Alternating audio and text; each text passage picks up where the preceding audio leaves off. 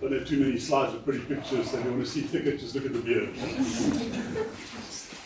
I'm going to give a short presentation, a lot of slides here, so I'm not going to follow each slide. You can just read the slides as they come up.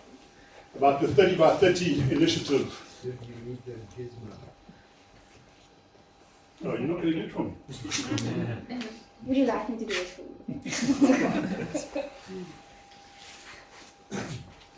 Here you go.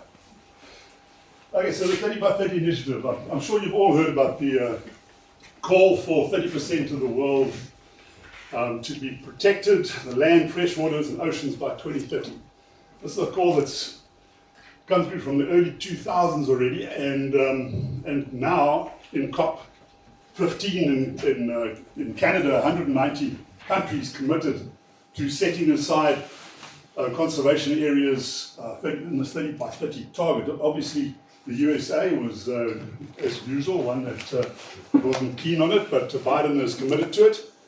And if you look globally, we're looking at currently about 17% of the land, terrestrial areas, that are already proclaimed as protected areas. And oceans, around about 8%. In South Africa, we're lagging behind with 9% of our land as protected areas. And the marine protected areas have shot up since Operation Pakisa and Pakisa initiatives from a very small percentage to now 5.4% and 41 odd marine protected areas. There's still an argument that protected areas aren't the ideal way of conserving our land and oceans. Let me stick with land for now, seeing we're talking about Thicket. Although maybe if elephants can get up those steep slopes, maybe Thicket can be in the ocean too. Let's just stick with this. But we all know also that our protected areas aren't what they should be. And like WWF's report in 2022 just show how much biodiversity loss there is, even if there are protected areas. So this talk's going to be about opportunities that lie ahead of us with the initiative, especially for thicket conservation. There's a mouthful. That's actually the definition as they had it at the Global Biodiversity Framework, Target 3 of that GDF. I'm not going to read through it. It's basically, saying it, and the highlighted points, the bold points there are the key of the definition. The 2030, at least 30% of areas that are important for biodiversity and ecosystem functions should be effectively conserved and managed. So the key word there is effective, and systems of protected areas, as well as what people call OECN or other effective area-based conservation measures. So that's not necessarily a protected area or isn't a protected area. And then obviously looking at the rights of indigenous people to make sure that they haven't been displaced through this initiative.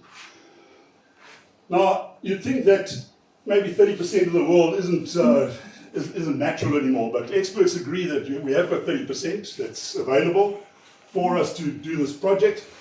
But there are also areas that have been rapidly degraded, and therefore there's got to be restoration of habitats that may be needed, and it can also be included in the 30 by 30 target. There's some questions that we've got to ask ourselves. What do we invest in here in South Africa? Do we look at state land? Do we look at private land? Do we look at communal land? Should we be focusing on improving existing protected areas, or should we be looking at expanding our protected area network? How do we get buy-in from communities, especially adjacent to protected areas or communal land? How are we going to fund this 30 by 30 initiative? South Africa has accepted that we're one of the 190 countries that have agreed to this target. How are we going to fund it? We can't even fund conservation at the moment. What about the wider environment beyond protected areas? Does this take it into account? So there's some key points here. First of all, the 30% that they're looking at is global. It's not per country. So some countries are pretty wrecked. They're never going to get to 30%. Others have got more than 50% already set aside. So it's a global target of 30%. In South Africa, we've got two types of protected area that count towards the target, normal protected areas and the OECMs, as I mentioned earlier on. The rest of the slide we've touched on already. Okay, South Africa's protected area effectiveness. As I say, we haven't got the money to look after our protected areas. How well are they managed? There was a recent report in 2023 by the EWT and WESA it came out that showed that our provincial protected areas and our local nature reserves are pretty shoddy.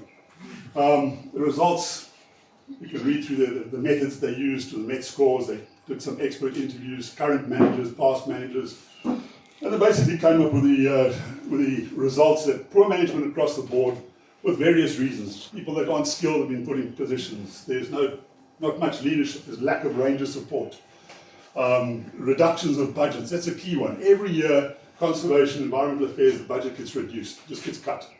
Now, the Eastern Cape wasn't one of the provinces that was assessed, but if you look at what our nature reserves are like in the Eastern Cape, I can guarantee you, and there's also a lot of literature that shows that the Eastern Cape protected areas, provincial and local protected areas, are not in a good state.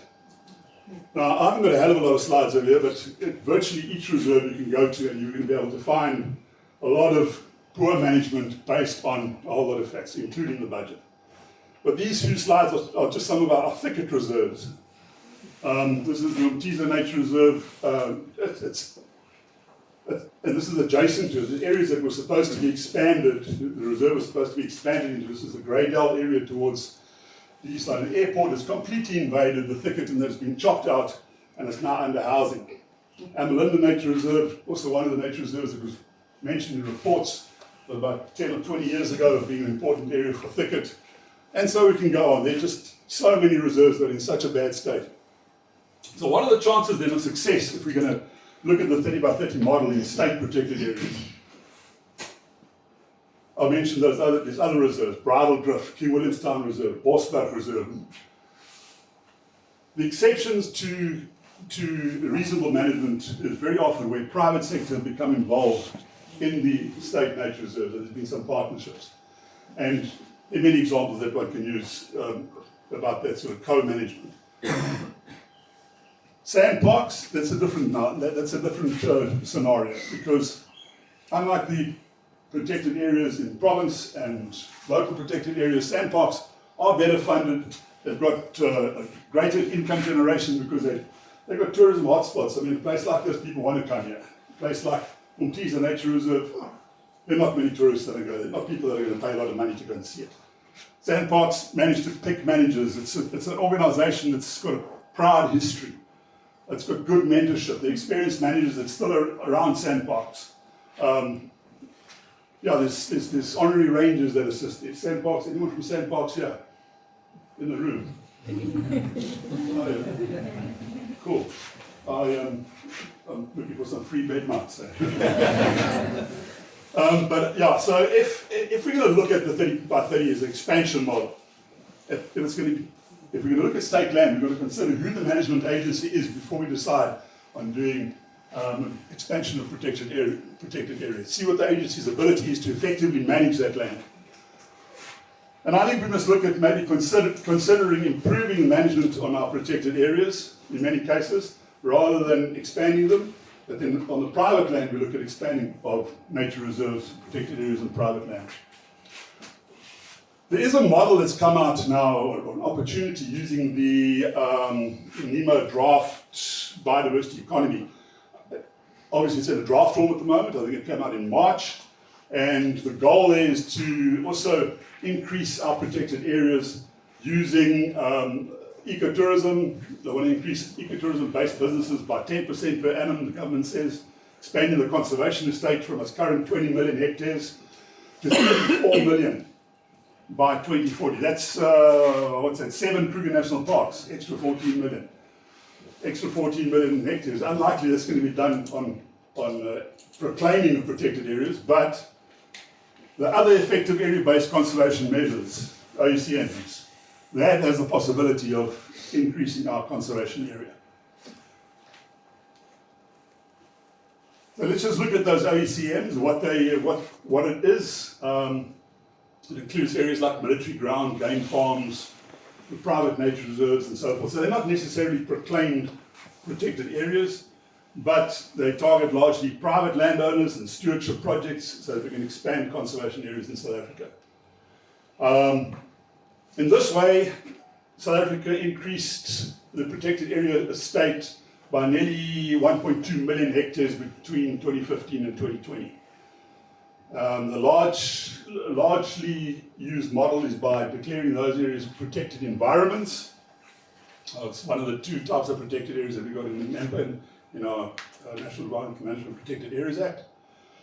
There are also tax incentives for landowners that are looking at declaring their areas as protected environments. And there's various financial management models that benefit communities through partnerships, such as in African parks, such as Loskop up in Loskop Nature Reserve up north, which has recently gone through a partnership process. And then just to get more funding, I keep on touching on the funding thing, but to get these areas managed properly is going to require funding. Now, one of the key things is all the years we've been looking at tourism. Tourism has funded our protected areas. But COVID taught us that that's not the only model, and certainly not the model that we've got to rely on all the time. We've got to look at other things. So payment for environmental services has been mooted for many, many years. And now with carbon, the big possibilities in South Africa with Thicket leading the way, with speckworm being so important in carbon sequestration and payment for carbon, as you'll hear in the next couple of days, no doubt, and as we've been speaking about in the last couple of Thicket forums as well. So let's look at some of the possibilities with thicket restoration. First of all, not all areas can be declared as reserves, but large areas of thicket are degraded by overgrazing and invasive plants, and these areas can become part of the 30x30 initiative. They don't have to be declared as protected areas, but they can certainly be part of it. They're going to require labor intensive, it's going to be costly. But then you've got various projects like the Working for Water programs that restored the functions of biodiversity of the catchment that was state funded. And then you've got the private sector, as I've mentioned, who's very keen on the speckworm and the speckworm dominated felt. That's a very attractive system for the private sector, and we could possibly reach that 30x30 target through looking at farms that are being restored or restored farms. Now the last few slides that I'm going to touch on,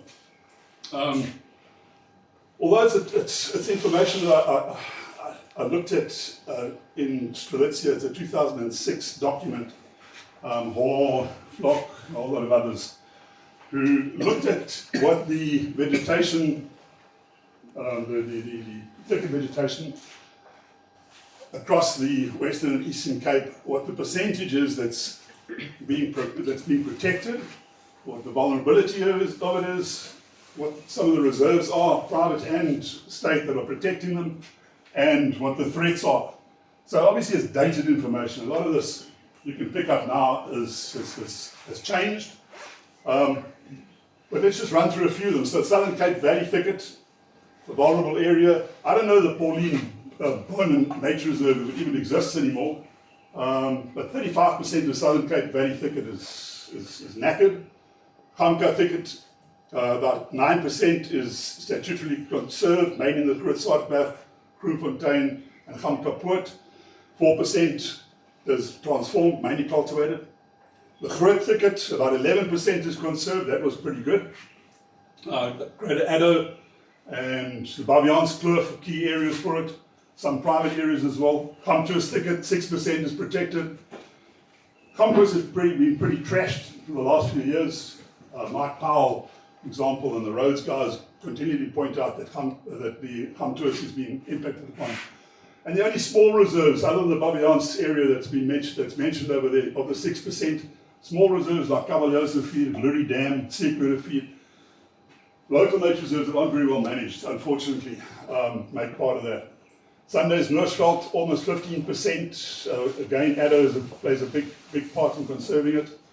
But then there's some big private reserves outside in game farms. I see Hitchhinder there as well, Archie. Sunday's Thicket, that's pretty well conserved too. Again with Addo and Kroondal Wilderness. The Kruger Bondveld, 10% was conserved. Again, remember this is 2006. Again, Addo, Grassroots Nature Reserve. Kauri Thicket.